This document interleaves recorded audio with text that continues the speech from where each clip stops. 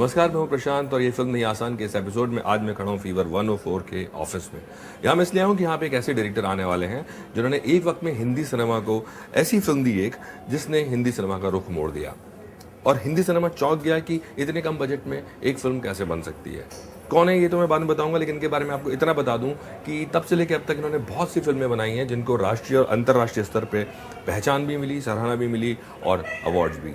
मिलते हैं बस थोड़ी देर में, आप भी जान जाएंगे कौन है ये।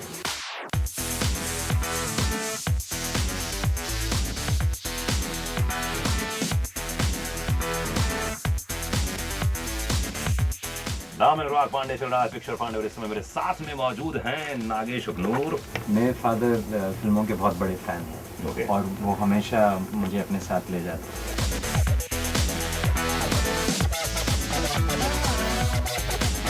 हाय नागेश।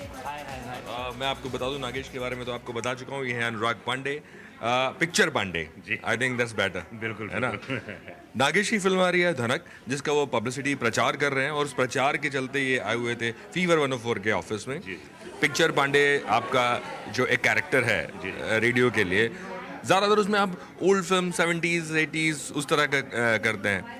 नागेश को किस तरह फिट किया उसमें? ओके, नागेश बता दूं कि पुरानी फिल्मों के बहुत बड़े शौकीन हैं। इन्होंने पहली हिंदी फिल्म डॉन देखी थी मिस्टर बच्चन की। क्या बात है, मेरी भी फेवरेट है ना। तो मेरा जो पिक्चर पांडे स्टाइल है वो 70 mm का है। मैं अनुराग पांडे चल रहा है पिक्चर पांडे, मतलब लार्जर देन लाइफ जो हमारी हिंदी फिल्म इंडस्ट्री हुआ करती थी। अभी इन जैसे डायरेक्टर आ गए हैं जो थोड़ी सटल फिल्म बनाते हैं, थोड़ी दिल को छूने वाली बनाते हैं। इनकी जो नॉलेज है, जो फिल्मों के बारे में प्यार है, सोचिए अच्छा खासा इंजीनियर आदमी है। हिंदी फिल्म इंडस्ट्री आ गया 5 साल नौकरी करने के बाद, अच्छी खासी पैसा भी लगा दिया, फूंक नहीं दिया, लगा दिया। पहली फिल्म बनाने के बाद फिर से बैक टू अपने पवेलियन पहुंच गया, फिर नौकरी की, फिर दूसरी फिल्म की तैयारी की। मतलब कहने का मतलब इतना डेडिकेशन जो होता है यार, वो मेरे लिए फिल्म इंडस्ट्री के लिए, किसी भी कला के लिए, कलाकार वो होता है जो कला को नया आकार दे। बिल्कुल सही बात है। तो उसने वो जो कला को आकार दिया, वाकई नागेश अग्नूर इसीलिए ग्रेट है, महान है। उनकी नई फिल्म आ रही है, बधाई हो। तो बहुत बहुत शुक्रिया अनुराग हमसे बात करने के लिए। Thank you. धनक से शुरू करते हैं। धनक जो है आप पहले फेस्टिवल्स में लेके गए, काफ़ी वाहवाही हुई है फिल्म की। तो ये एक सोची समझी रणनीति है कि पहले फेस्टिवल में फिल्म को गर्म किया जाए फिर इधर आया जाए। ये बिल्कुल कोई प्लान स्ट्रैटेजी नहीं है जी। मैं हमेशा जब फिल्म बनाता हूँ 19 साल से अप्रोच यही रहा कि मुझे वर्ल्ड वाइड ऑडियंस चाहिए। अगर इंटरनेशनल फेस्टिवल्स में आपको जाना है तो आप होम कंट्री में कभी पिक्चर रिलीज नहीं कर सकते। So that's why you are forced to distribute करना। और खासतौर से धनक की अब बात करें अगर हम फिल्म बनाने के बाद, कुछ मुश्किलें आपको आई इसको, या तो फिल्म बनाने से पहले फाइनेंस के लिए या फिर रिलीज करने तक? आपने कहा ये स्ट्रैटेजी है फिल्म फेस्टिवल्स तक ले जाने, अक्सर लोग ऐसा करते हैं। बट एक्चुअली रिसेंटली आप पिछले 2-3 साल में इसमें कुछ फ़ायदा रहा, specially the audience is younger, they are changing. पहले अगर आप याद करो तो अगर आप फिल्म फेस्टिवल में कोई फिल्म ले गए और फिर वापस उसको इंडिया में रिलीज़ किया तो it was death at the box office. So लोग डरते थे कि ये भी बोलने कि अरे यार ये फिल्म फेस्टिवल में गई है। सही बात। Today's the value has change और जिस तरह से रिस्पॉन्स हुआ है internationally, I think it's only been valuable, क्योंकि धनक ऑलरेडी 43 फिल्म फेस्टिवल्स में जा चुके हैं आज के तारीख में। So it's a lot of value. पर इंडिया में obviously coming up for the release, I always say it's my final exam. एक बात बता देता हूँ मैं ऑडियंस को कि कोई भी फिल्म जब आप स्टार लेके बनाते हैं तो आसान होता है ना।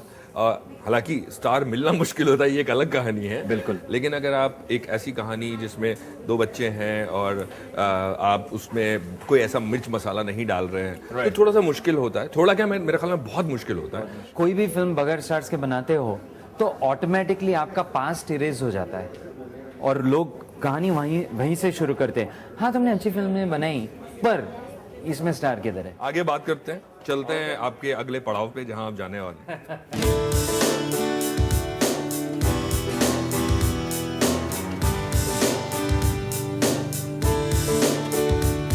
तो रेडियो स्टेशन में इंटरव्यू करने के बाद अब हम जा रहे हैं एक बुक लॉन्च के लिए। धनक का एक बुक लॉन्च हो रहा है। प्रोग्राम का नाम है ये फिल्म नहीं आसान।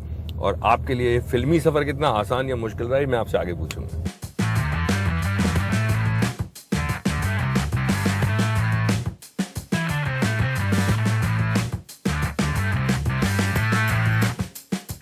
अभी हम पहुंचे हैं क्रॉसवर्ड्स। यहाँ पे इवेंट जो है होने वाला है जहाँ पे धनक की एक किताब बुक लॉन्च होने वाली है। हम लोग बात कर रहे थे धनक, लेकिन धनक से मुझे लगता है धनक तक का सफ़र बहुत आसान नहीं था। तो ये कहीं बचपन से ही था कि मुझे फिल्म डायरेक्टर बनना, या अचानक एक दिन लगा कि यार मुझे ये करना चाहिए? Our house was very liberal, पर मैंने एक्टिवली कभी सोचा नहीं कि ये एक करियर ट्रैक हो सकता है। तो इंजीनियर बन गया, फिर उसके बाद यूएस गया, मास्टर्स की। और जब मैं नौकरी कर रहा था तो पहली बार मेरे मन में ये आया कि क्या मैं सारी ज़िंदगी यही करता रहूँगा, केमिकल इंजीनियर। दैट स्कैर्ड मी। उस वक्त मैंने एक्टिवली अपने आप से पूछा कि मुझे अगर कोई चांस दे तो मैं क्या करूँगा, and the answer was obvious, it was like become a film maker. उस फिल्म में आप एक्टर भी थे और डायरेक्टर भी थे, तो कहीं Producer था। हाँ, प्रोड्यूसर भी थे। तो कहीं ये नहीं था कि मैं एक्टर बनूं, पहले मैं एज एन एक्टर ट्राई करूं, या फिर आपने सोचा कि नहीं एक्टर नहीं, पहले एक्टर और डायरेक्शन दोनों ही करता हूं मैं, ये कहानी मेरे पास है प्रोड्यूसर? मैं अटलांटा में उस वक्त रहता था। वेयर हाउस एक्टर्स थिएटर्स करके एक जगह थी जहाँ पे मैंने एक्टिंग सीखना शुरू किया। पर जब एक्टिंग कर रहा था, it became obvious to me that I need to be a director. वहाँ पे पहली बार क्लियरली ये मुझे महसूस हुआ कि I can be a director. That was the first time. Short में अगर आप मुझे बताएं कि वो जो आपकी पूरी जद्दोजहद थी या स्ट्रगल था, जब आप हैदराबाद ब्लूज बनाने के बाद उसको थिएटर तक लाने की जो मुश्किल थी। वो एक बहुत बड़ी जर्नी थी। मैं जब फिल्म बनाया, ऑनेस्टली मुझे ऐसा नहीं लगा कि इंडिया में एक ऑडियंस हो सकती है ऐसी फिल्म के लिए। मैं फिल्म बनाया और यूएस चल पड़ा। पर जस्ट जब मैं जा रहा था तो इलाई जो मेरे प्रोड्यूसिंग पार्टनर है, उसने कहा कि अगर हम बॉम्बे आ गए तो एक स्क्रीनिंग कर लेते हैं। इलाई के कुछ कॉन्टैक्ट्स थे, तो हम श्याम बेनेगल साहब के पास पहुंच गए, उनको इनवाइट किया। एक 20-25 लोगों के लिए एक प्रीव्यू लगाया हमने ईरोस मिनी थिएटर में। पिक्चर दिखा के मैं 6 कैन लेके यूएस पहुंच गया और वहाँ पे फिल्म फेस्टिवल्स को बेचता रहा। फिल्म की अच्छी रिस्पांस मिली। फिर इंडिया से संदेश आया कि Bombay film festival MAMI first MAMI होने वाली है, एक सेक्शन है व्यू फ्रॉम अब्रॉड, उसमें we want to include your film.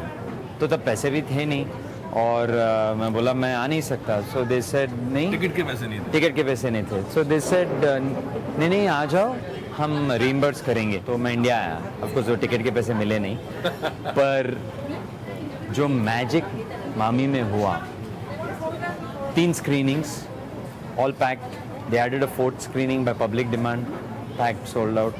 वहाँ पे समर खान जो एनडीटीवी के साथ था, Samar Khan approached me and he said मुझे एक डिस्ट्रीब्यूटर पता है जो शायद ये फिल्म को पिकअप करें और मैं उनको कॉल करता हूँ।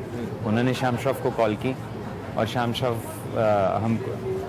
Shroff simply said arrange a screening for me.